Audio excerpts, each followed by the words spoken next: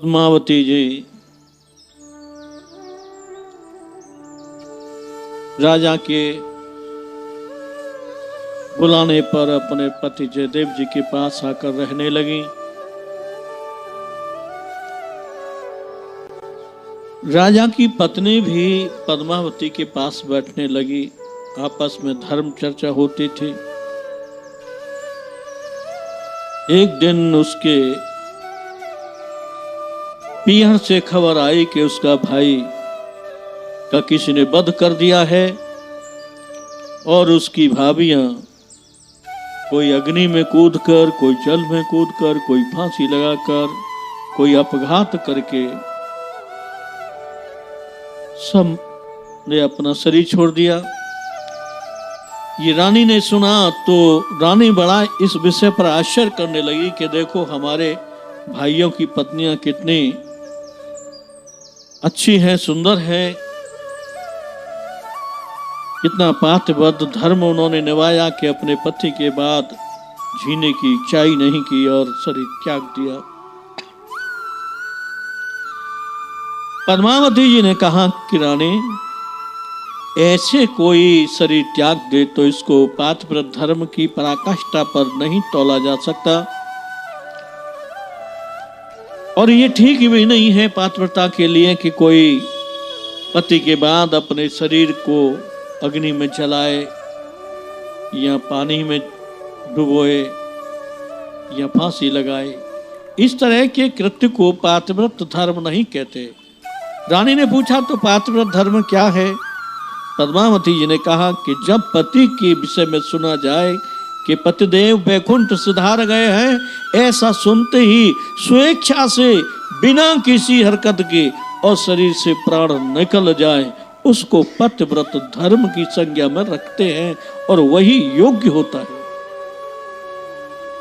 अब तो रानी के दिमाग में एक कुटिलता आ गई कि इस पद्मावती को सबक सिखाना पड़ेगा। हमारी तो भाभियों ने पातिव्रत धर्म की एक सीमा तय की और उसे ये स्वीकार नहीं करती है। अब इनके विषय में हम इनकी परीक्षा लेंगे, देखेंगे कि ये कितना पातिव्रत धर्म रखती है कि नहीं रखती है। ऐसा विचार करके कुछ समय बाद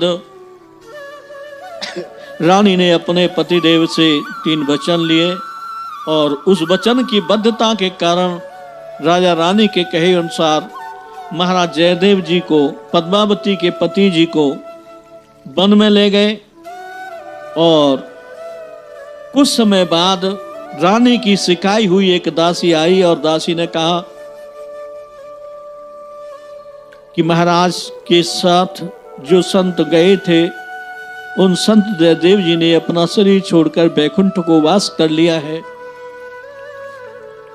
तो रानी रोने लगी। पद्मावती जी ने कहा कि देखो तुम रोती क्यों हो? रानी ने कहा कि तुम्हारे पति बैकुंठ को चले गए हैं और हमारे वो गुरु हैं और वो चले गए हैं तो हमको तो दुख होता है, हमको तो रोना आ ही रहा है, क्या करें, हमें बहुत दुख हो रहा है, बड़े खेद की बात है। पद्मावती जी ने कहा देखो वो शरीर छोड़कर बैकुंठ नहीं गए हैं, अभी भूमंडल पर ही हैं और स्वच्छ है, स्वस्थ है, तुम चिंता ना करो। कुछ समय बाद जयदेव और महाराज राजा दोनों आई गए तो रानी को बड़ी गिलानी हुई, बड़ी शर्म महसूस हुई कि मैंने जो चाल चली वो सफल नहीं हुई। अब तो कैसे कुटिलता की जाए कि जिससे इनकी परीक्षा हो सके। राजा ने बहुत समझाया रानी को कि देखो ऐसी हट करना ठीक नहीं है और ये परीक्षा तुम मत लो। तुम्हारे तो ये गुरु हैं, गुरु माता हैं, तुम अपने गुरु और गुरु माता की क्या परीक्षा लोगे? क्या इनको जान पाओगे? इनको तो मानने में ही भलाई है, जानने में नहीं है। लेकिन रानी की हट। कुछ समय बाद जयदेव जी और राजा कहीं नगर से बाहर गए हुए थे। रानी पद्मावती के पास बैठी और पहले से ही एक दासी को सिखा के अपने पास बुला लिया। फिर उस दासी ने कहा कि अजी जयदेव जी तो शरीर छोड़कर के प्रभु के पास चले गए। अब पद्मावती जी समझ गई कि पहले भी कहा था अब भी कहा, तो ये मेरे पातिव्रत धर्म की परीक्षा लेना चाह रहे हैं। तो पद्मावती जी ने कहा, अच्छा मेरे पति चले गए? बोला हाँ। बस इतना कहते ही पद्मावती जी के प्राण शरीर से निकल गए और मृत होकर शरीर नीचे गिर पड़ा। अब ये दशा जब देखी रानी को बड़ा आश्चर्य हुआ कि बात तो सच है, पद्मावती जी ने जो कहा वैसे ही इनके प्राण छूट गए। पति के मरण के विषय में सुना और सुनते ही इनके शरीर से प्राण निकल गए। न अग्नि में जलना पड़ा, न अपने हाथ से अपने शरीर का कोई अंग काटना पड़ा, न फांसी लगानी पड़ी, और ये तो स्वयं अपने इच्छा से शरीर छोड़कर चली गई। बड़ा आश्चर्य हुआ रानी को। इतने समय में ही राजा और जयदेव जी आ जाते हैं। जब राजा ने सुना तो रानी पर बहुत कुपित हुए। कहा, दुष्टा, हे मूर्खा, हे मंदबुद्धि, तूने ये क्या कृत्य किया? तूने निरपराध अपनी गुरुमाता का वध कर दिया। ऐसी चर्चाएं राजा करने लगा। कुछ समय बाद राजा ने कहा कि देखो, अब मेरी गुरुमाता नहीं रही, गुरु को भी दुख होगा, मैं अपना शरीर रख नहीं सकता। चिता बनाना शुरू कर दिया। चिता पर जब राजा बैठे तो अपने सेवकों से कहा कि मैं भगवान के ईश्वर में स्मरण में रहूंगा, और इशारा से मैं जब कहूं तो मेरी चिता में अग्नि लगा देना। ये जब जयदेव जी ने देखा तो जयदेव जी को बड़ा दुख हुआ। कहा कि राजा से कहा कि महाराज आप मरिए मत, बाहर निकलिए चिता से। राजा ने कहा, नहीं महाराज, अब मैं जीवित नहीं रहूंगा। इस दुष्टा ने ऐसा कृत्य किया है, इसकी सजा इसको भी मिलेगी, और इसमें शामिल होने के कारण वो दंड मुझे भी मिलेगा। मैं उस अपने दंड को स्वीकार करता हूं और जलकर मर जाना चाहता हूं, मुझे मत रोकिए गुरुदेव। जयदेव जी ने कहा, देखो तुम किस कारण से जल रहे हो? राजा ने कहा कि मेरी गुरु माता नहीं रही। बोले, गुरु माता नहीं रही? गुरु माता है तो सही, ये कहाँ गई है? बोले, इनके प्राण नहीं है, ये श्वास नहीं ले रही है, ये शरीर में से निकलकर प्रभु के धाम में पहुंच गई है। जयदेव ने कहा, अच्छा। कमंडल से जल लिया, मंत्रों से अभिमंत्रित किया, और पद्मावती के ऊपर जो ही वो जल डाला, पद्मावती श्री राम जय राम कहते हुए बैठी हो गई। राजा को बड़ी प्रसन्नता हुई। रानी भी, जो दुख का पहाड़ उसके ऊपर टूटा अपने कुमति के कारण, ऐसा रामचरितमानस में वर्णन भी आता है कि कोई दुष्ट व्यक्ति के साथ रहे तो उसकी चतुरता रह नहीं सकती, वो भी दुष्टता में आ ही जाएगा एक न एक दिन। रहाइन नीच मते चतुराई, कौन कुसंगत पाहे नसाई। कुसंगत जब जिसको मिलती है तो उसके मन में चतुराई नहीं रहती, और वो कुसंग का असर उसके ऊपर पड़ता ही पड़ता है। वो कुसंग का कारण रानी की मति भ्रष्ट हुई, और जब राजा ने देखा कि गुरु माता जीवित हो गई है तो बड़ी प्रसन्न हुए। गुरु माता और गुरु जी के चरण स्पर्श किए। रानी भी प्रसन्न हुई। तब जयदेव जी ने कहा कि अब हमारा यहाँ रहना उचित नहीं है, हम अपने स्थान को जाना चाहते हैं।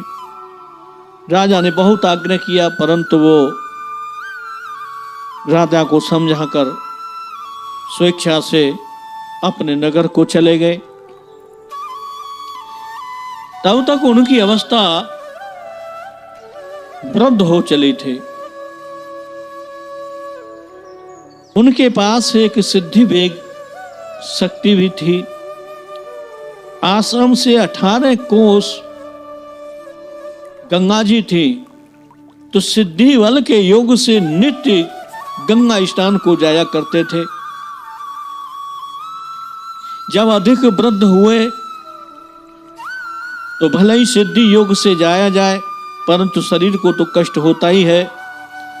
तो मां गंगा ने प्रकट होकर कहा कि जयदेव, अब तुम्हें यहां आने की जरूरत नहीं है, वहीं आश्रम पर स्नान कर लिया करो, वृद्ध हो गए हो। जयदेव जी ने कहा, मां, जब तक मेरे श्वास रहेंगे तब तक मैं आपका साथ नहीं छोड़ सकता, और मेरी आपसे प्रार्थना है कि मेरी श्वास छूटने पर आप भी मेरा साथ मत छोड़ना। गंगा जी ने कहा कि देखो, तुम्हें जो श्रम होता है उसका मुझे दुख होता है, तो एक काम करो, तुम्हारे आश्रम के पास एक नदी है, उस नदी में मेरा ही आना समझकर उसमें स्नान कर लिया करो। जयदेव जी ने कहा, मां, ऐसा तो नहीं हो सकता, मैं कैसे अनुभव करूं कि आप उसमें आ चुकी हो। तब गंगा मां ने कहा कि देख, जब उसमें सुंदर सुंदर कमल खिले तो समझ लेना कि गंगा मैं वहां पहुंच चुकी हूं। दूसरे दिन जयदेव जी ने जब देखा तो उस नदी में सुंदर सुंदर कमल खिले हुए थे। नदी का जल इतना निर्मल, सुंदर, दिव्य, पवित्र हो गया कि आंच में लेने पर गंगा जैसा ही उसमें अनुभव होने लगा। और यहाँ तक कहा गया कि साक्षात गंगा माँ ने उसमें प्रवेश करके जयदेव जी को दर्शन दिए। आज भी उस गंगा का नाम जयदेवी है और वो किंडबिल्व गांव में पूर्व देश में स्थित है।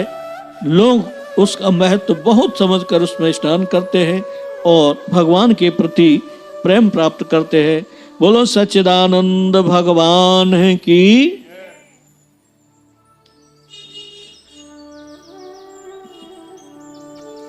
श्री राम जय राम, जय जय राम।